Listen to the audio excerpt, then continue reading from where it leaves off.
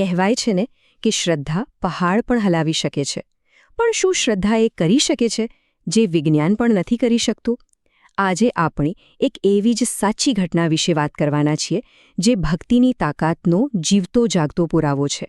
તો સવાલ એ જ છે કે જ્યારે વિજ્ઞાન હાથ ઊંચા કરી દે ત્યારે શું? આ સવાલનો જવાબ આપણને મળશે બારેજા ગામની એક સત્ય ઘટનામાં. ખુખાર મેલડી માતાજીના ચમત્કારની આ વાત છે. ચાલો આખી વાતને શરૂઆતથી સમજીએ. તો આ વાત છે એક યુગલની, એક એવા પરિવારની જેની વેદના ઊંડી હતી. આ કહાણીનો નાયક એક ગરીબ પણ ખૂબ જ શ્રદ્ધાળુ યુવક. નાનપણથી જ એના દિલમાં મેલડીમાં માટે અપાર શ્રદ્ધા. ભલે પૈસા ટકાથી ગરીબ હતો, પણ શ્રદ્ધાનો તો એ ધનવાન હતો. સમય જતાં એના લગ્ન થયા અને જીવનમાં એક નવો અધ્યાય શરૂ થયો. લગ્ન પછી શરૂઆતમાં તો બધું જ બરાબર હતું. બંને પતિ પત્ની એકબીજા સાથે ખુશ હતા. એમનું નાનકડું ઘર ખુશીઓથી ભરેલું હતું. પણ એ ખુશીઓની વચ્ચે એક અધૂરપ હતી. એક એવી ખોટ, એક એવી પીડા જે ધીરે ધીરે એમની બધી ખુશીઓ પર ગ્રહણ લગાવી રહી હતી. અને એ દુઃખ હતું સંતાન સુખના અભાવનું. 1 વર્ષ, 2 વર્ષ એમ કરતાં કરતાં પૂરા 5 વર્ષ નીકળી ગયા. સંતાનની રાહ જોતા જોતા એમની આંખો પથરાઈ ગઈ હતી. હવે તો ધીરજ પણ ખૂટી રહી હતી અને ચારે બાજુ નિરાશા દેખાતી હતી. એટલે છેવટે એમણે નક્કી કર્યું કે ચલો હવે ડૉક્ટર પાસે જઈએ. કદાચ વિજ્ઞાન પાસે એમની આ સમસ્યાનો કોઈ ઉકેલ હોય. અને બસ અહીંથી જ એમના જીવનનો એક નવો પણ સૌથી અઘરો તબક્કો શરૂ થયો. એમને ક્યાં ખબર હતી કે જે આશા લઈને એ લોકો નીકળ્યા છે એ રસ્તા પર તો એક પછી એક બધા દરવાજા બંધ જ થવાના છે. હોસ્પિટલ પહોંચ્યા, બધા રિપોર્ટ કરાવ્યા. અને પછી એ દિવસ આવ્યો જ્યારે ડૉક્ટરે એમને બોલાવ્યા. ડૉક્ટરના મોઢેથી નીકળેલા એ શબ્દો સાંભળીને તો જાણે એમના પગ નીચેથી જમીન જ ખસી ગઈ. ડૉક્ટરે એક જ વાક્યમાં કહી દીધું, તમારે ક્યારેય સંતાન નહીં થાય. બસ આ કોઈ શબ્દો નહોતા, તો એક ચુકાદો હતો જેણે એમની બધી જ આશાઓ પર પાણી ફેરવી દીધું. હવે શું? બસ આ એક જ સવાલ એમને રાત દિવસ કોરી ખાતો હતો. જ્યારે આજના આધુનિક વિજ્ઞાને પણ કહી દીધું કે હવે કંઈ નહીં થઈ શકે, ત્યારે એમની પાસે કોઈ રસ્તો જ નહોતો બચ્યો. એ લોકો અંદરથી તૂટી ગયા હતા. આખું ભવિષ્ય અંધારું દેખાઈ રહ્યું હતું. પણ છતાં એમણે હિંમત ન હારી. મનમાં ક્યાંક એક નાનકડી આશા હતી. એ આશા લઈને એ લોકો મોટા શહેરોની મોટી હોસ્પિટલોમાં ભટક્યા. પોતાની જીવનભરની કમાણી, બધી જ જમાપૂંજી પાણીની જેમ વાપરી નાખી. એટલું જ નહીં, લોકોએ જે કહ્યું એ બધું જ કર્યો. કેટલાય ભુવા તાંત્રિક પાસે ગયા, કેટલાય મંદિરોના પગથિયા ઘસી નાખ્યા. પણ ના, ક્યાંયથી કોઈ રસ્તો ન મળ્યો. જ્યારે દુનિયાના બધા જ રસ્તા બંધ થઈ ગયા, બધા જ પ્રયત્નો નિષ્ફળ ગયા, ત્યારે એક એવી જગ્યાથી આશાનું કિરણ દેખાયું જેની કોઈએ કલ્પના પણ નહોતી કરી. અને અહીંથી જ આ આખી કહાણી બદલાઈ ગઈ.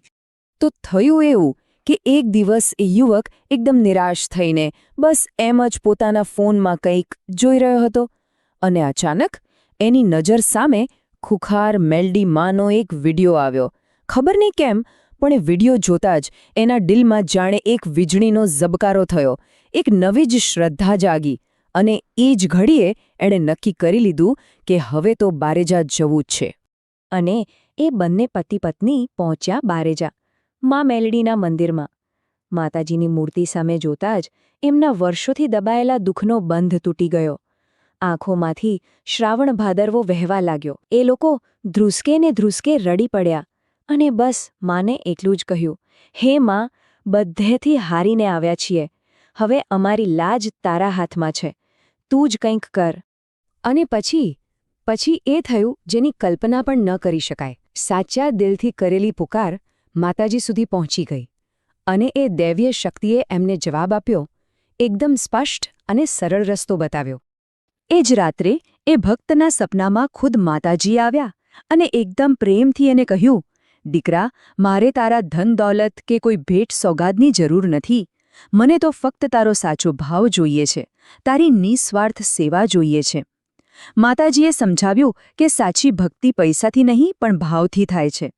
માએ કોઈ મોટા હવન કે યજ્ઞ કરવાનું ન કહ્યું, ના કોઈ અઘરું વ્રત, બસ 3 એકદમ સાદા કામ કરવાનું કહ્યું. પહેલું, મારા નામથી કબૂતરોને ચણ નાખજે. બીજું, કૂતરાઓને બિસ્કિટ ખવડાવજે. અને ત્રીજું, ગાય માતાને ઘાસ નીરજે. બસ આટલી જ સેવા, અબોલ જીવોની સેવા. અને આ સેવા સાથે માતાજીએ એક એવું વચન આપ્યું જેણે એ ભક્તની આખી દુનિયા બદલી નાખી.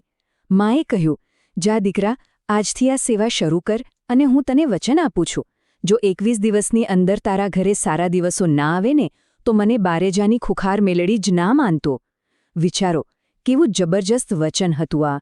તો હવે આવે છે આ કહાણીનો સૌથી મહત્વનો ભાગ. એ ભાગ જ્યાં શ્રદ્ધાનો ચમત્કાર જોવા મળ્યો, જ્યાં માએ આપેલું વચન સાચું પડ્યું, જ્યાં જે અશક્ય હતું એ શક્ય બન્યું. બીજા જ દિવસથી સવાર પડતા જ એ યુવકે માતાજીના કહેવા પ્રમાણે સેવા શરૂ કરી દીધી, પૂરેપૂરી શ્રદ્ધાથી, એક પણ દિવસ ચૂક્યા વગર. અને જેવું માએ કહ્યું હતું, બરાબર 21મા દિવસે એમના ઘરે ખુશખબરી આવી. જે સમાચાર સાંભળવા એમના કાન તરસતા હતા એ સમાચાર એમને મળ્યા. આખા ઘરમાં ખુશીઓ છવાઈ ગઈ. પણ ચમત્કાર હજુ બાકી હતો. આ તો માત્ર શરૂઆત હતી. પૂરા 9 મહિના પછી એમના ઘરે ખુશીઓ બમણી થઈને આવી. એક નહીં પણ 2 જોડિયા દીકરાઓનો જન્મ થયો. વિચારો, જે ડોક્ટરોએ કહ્યું હતું કે ક્યારે નહીં, ત્યાં માં મેલડીની કૃપાથી 2 પારણા બંધાયા. માતાજીએ એમની સૂની ગોદ એવી તો ભરી દીધી કે વર્ષોનો દુઃખ, બધો અફસોસ એક જ પળમાં ધોવાઈ ગયો. અને પછી આખો પરિવાર એ 2 પારણા લઈને ખુશી ખુશી બારેજા માતાજીના મંદિરે પહોંચ્યો અને ત્યાં જ ખૂબ ધામધૂમથી બંને દીકરાઓનું નામકરણ કરાવ્યું. તો આ આખી વાતનો સાર શું છે? સાર બસ એટલો જ છે કે જ્યારે દુનિયાના બધા દરવાજા બંધ થઈ જાય ને, ત્યારે અતૂટ શ્રદ્ધા અને નિસ્વાર્થ ભાવે કરેલી અબોલ જીવોની સેવા એ જ એક રસ્તો છે જે આપણને સીધા ઈશ્વર સાથે જોડી દે છે.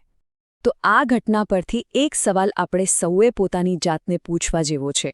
આપણા જીવનમાં એવી કઈ શ્રદ્ધા છે, એવો કયો વિશ્વાસ છે જે સૌથી અંધારી અને મુશ્કેલ ઘડીમાં પણ આપણને રસ્તો બતાવી શકે છે, આશાનો એક કિરણ બની શકે છે? આના પર વિચાર જરૂર કરજો. જય માતાજી.